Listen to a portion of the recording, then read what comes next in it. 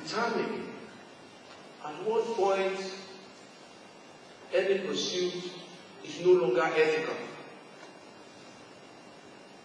At what point do we say, oh, if this is what I have to do to be president, keep it.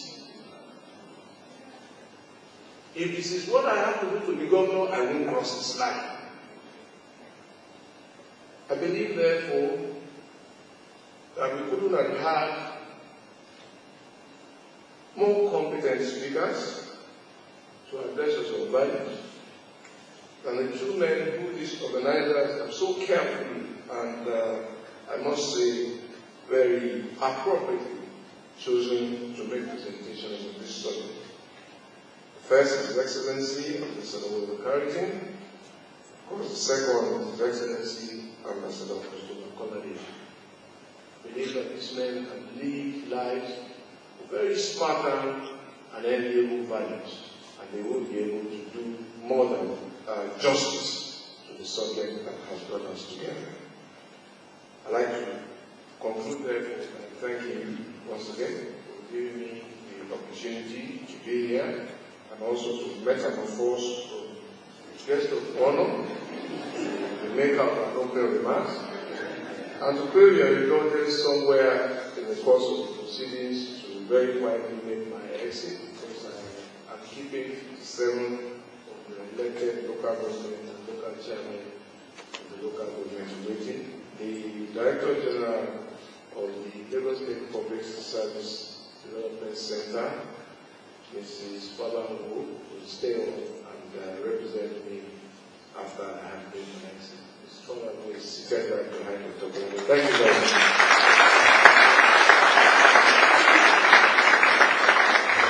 That brought Obama to office. For Araceli and I, it is always a pleasure to be back in her native country and to the land of my in-laws. In the summer of 2008, I delivered a series of lectures under the auspices of our State Department on the meaning of the presidential campaign which pitted the Republican candidate John McCain against his Democratic Senate colleague Barack Obama. McCain was a veteran politician who had successfully challenged George Bush, who had unsuccessfully challenged George Bush for his party's nomination 8 years earlier. Barack Obama, on the other hand, had been in the national spotlight for only a brief, shining moment prior to his run for the presidency, when at the Democratic Convention in 2004, in my hometown of Boston, he had delivered a keynote speech of such power that he was immediately tagged as a future leader. He was only 43 years old and was the Democratic candidate for Senate that year in Illinois. The rapid rise of Obama between the convention in 2004 and that in 2008 would have been remarkable and almost unprecedented if he were white. That he was black made it astounding.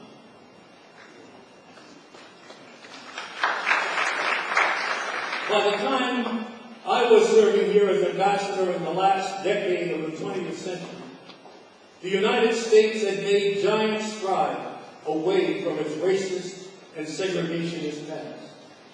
But who would have believed then that before the end of the first decade of the 21st century, America would have been ready to elect a black man as president? Such a thing would have been unthinkable in 1961, the year Obama was born. Only 6 years earlier, Martin Luther King Jr. had launched the second and final stage of the Civil Rights Revolution, which, like the anti-colonial movement, had been born in the wake of World War II. A new generation of African Americans, made up of military veterans and students, were determined to end the racist system that had kept them as second-class citizens in many parts of the country ever since the end of slavery, nearly a century earlier.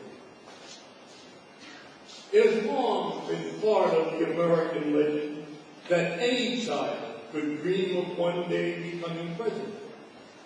And so that child could, if it were white and if it were male. And it should be added, up to the time John F. Kennedy was elected in the year Obama was born, if he were Protestant. The success of the Civil Rights Movement ushered in revolutionary changes in American society. The law raised the black advancement, the anniversary of the Act of Kennedy. This, you must remember, was back in the 1970s. Mosley Brown came to the Senate in 1993 as the first black woman to serve there.